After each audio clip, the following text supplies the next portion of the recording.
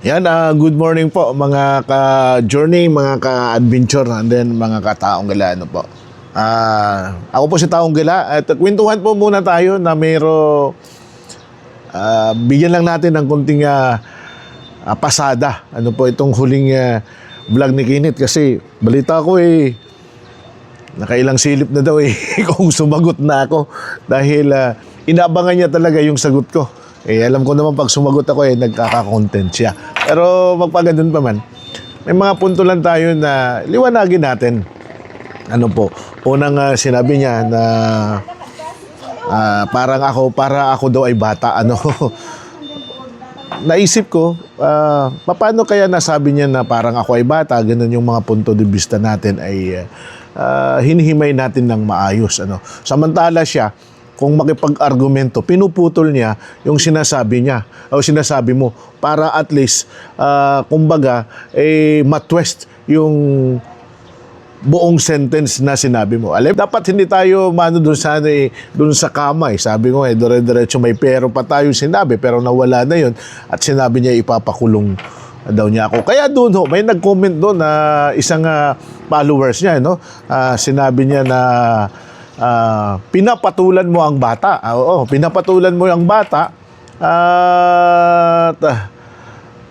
Kahit ganyan basta mayroong sinabi na yung parang pinapatulan ko daw yung bata, ipapakulong ko pa, so hindi po ako ang nagsabi. Sa ngayon, pinapatunayan ng iyong mga followers, Brother Kenneth, na ikaw yung nagmumukhang bata. Anyway, sinabi naman niya yun, sabi nga niya, pinagmamalaki niya na mas gwapo siya sa akin. Wala problema yun.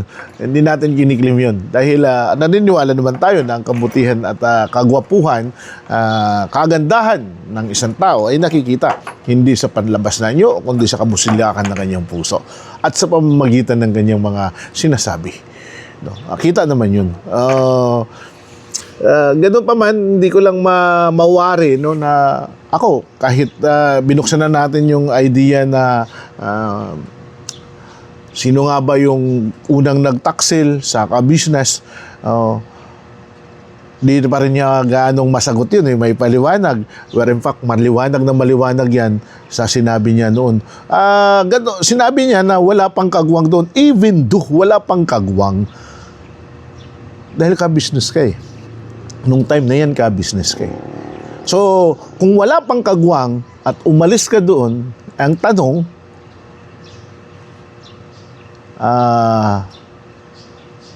sino ba unang umalis sa atin? Kung ikaw ang unang umalis, so therefore, kung sinasabi ng iba na nagtaksil ako dahil umalis ako kay ka-business, sa luhi ka, na sino ba ang unang umalis? So, pwede natin makonclude na sino nga ba ang unang nagtaksil. Di po ba? Ito lang yung mga point of argument na ino-open natin kasi ayaw naman natin ng kumbaga argumento na wala tayong pinagbabatayan. Kinaklaro lang natin. Kasi, and para po sa direkta po, ang sinasabi ko ay direkta yan na sinagot ko yung comment section, hindi yan direkta para sa'yo, kundi kinagot ko lang yung comment section dahil ang comment section ang nagsasabi na ako raw ay taksel. Kaya napunta tayo sa opening na yan. Po? So, maraming mga punto de vista na hindi rin yan nakaklaro. Sabi niya, tama nga puro papugi. Brother Kenneth, puro papugi tayo. Pero naniniwala ko pugi ka. Malayo yun sa itsura ko. Dahil tayo naman ay hindi tayo tatawaging taong gala kung pugi tayo. Sabi nga na iba, baluga ka. Natural ang taong itim, sunog sa araw, yun ang taong masipag, umikot, gumala. Po? Hindi yung nag-aabang lang tayo sa content. No, sinasabi natin, sabi nga niya, gusto mo lang dumami ang views mo. Tika lang, parang baliktad yata. Kung gusto kong dumami ang views, bakit hindi ko i-content yung mga vlogger na mas malalaki ang followers para dumami ang views ko? Di po ba? Samantala nga ho sa akin, sino ba nakakakuha ng mas malaking views? Di naman sa pagyayabang, tingnan natin yung numero. Kung titingnan natin yung numero, malayo. Malayo, Brother Kenneth. Hindi ko minamaliit yung numero mo, pero malayo yan sa numero ng followers ko. Pero hindi ako nagbubuhat ng bangko. Ito baka sasabihin mo naman, nagyayabang na naman ako. Ito point of argument lamang na sinasabi ko para lang mapatunayan ko na hindi ko hinahangad yung views. Kasi kung views ang doon ako sa mga malalaki, doon ako magre-reaction. Pero bakit nire-reactionan kita? Dahil nauna ka eh. Ikaw yung unang nag-react. Sinagot ko lang yung bawat sinasabi mo. Di ba? Pinapasagot mo ako. Etong huli mo. Mayroon nga akong balita na palagi mo daw sinisilip yung channel ko kung sumagot na ako eh. Excited ka bang gumawa ng kasagutan din?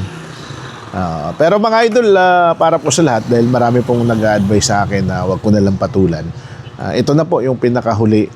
Ito na po ang huling sagot ko no, para kay Brother Kenneth. Guo na lang, move on tayo. Kung ito man ay makatulong sa iyo, then maganda. Siguro, basta ako payo ko lang is tulad ng sinabi ko noon, maging matapang. Matapang na hindi yung katapangan na kung ano, kundi ang ibig kong sabihin ay maging matapang na ilabas ang katotohanan base sa iyong mga nararamdaman, base sa iyong nakikita, base sa iyong kumbaga paniniwala. Kasi doon tayo mamahalin ng tao. Doon natin. Ako noon, nung lumabas ako sa ka-business, hindi ako natakot na mawalan ng viewers. Hindi ako natakot. Sabi nga na iba, mawawalan ka ng viewers. Hindi. Bakit? Alam ko mag-content eh. Alam kong gumawa ng content. No, ngayon nga, bumubuelo lang tayo. Kasi papasok tayo sa mga charity mission. Well, in fact, ginagawa ko yung charity mission, hindi ko lang hinahalo-halo dito. Ano po? Kasi may mga issue at mga punto de vista pa tayong tinutugunan. Pero ito na po yung pinakahuli. Ano po, Brother Kenneth, hindi tayo, dito. Hopefully, sana, lumago ang channel mo. Ako, wish ko na lumago ang channel mo. At manatili kang gwapo. Oo, manatili kang gwapo kasi kiniklib mo naman. Ako naman po ay talagang ganito na tayo eh. Di mo ba? Pero tandaan ho natin, kumupupas po ang kagwapuhan, idol. Pero ang itinanong mong kabutihan sa tao na itinatak mo sa journey ng iyong pag-vlog, kailanman ay hindi kukupas yan. At doon ka tatandaan ng tao. Anong uri kang vlogger? Anong klase kang vlogger? Anong paniniwala meron ka? Anong paninindigan meron ka? At ang mga taong may paninindigan, yan yung minamahal at iniyayakap ng mga tao. Hanggang dito na lamang po tayo mga idol. And shout out po muli sa ating pong mga ka-journey, sa ating pong mga ka-adventure. Siguro po mga idol, kung hindi naman mga importanteng punto ang sasabihin sa atin ng ating Brother Kenneth, hanggang dito na lamang itong reaksyon natin. Hindi na po natin lalagyan. At abangan nyo po sa susunod yung ating mga content. Subukan natin mag-content ng mga ibang content na alam ko magugustuhan din naman ninyo. Good vibes tayo. At sa reaction video mga idol, magtutuloy po tayo. Tumira na naman po sa akin si Amera Aguilar ba yun? Buti na lang daw parang gigil na gigil siya kay gigil na gigil talaga siya kay Nika at Intoy. Buti na lang daw at hindi na naman si Nika at Intoy ang content mo. Ano kayang mangyayari sa kanya kung araw-araw ang content ko ay sinikat ito? Parang di makatulog yun. Ito mga idol, hanggang dito lamang po muna. God bless us all. Mapagpalang araw po sa ating lahat. Ingat po kayo palagi.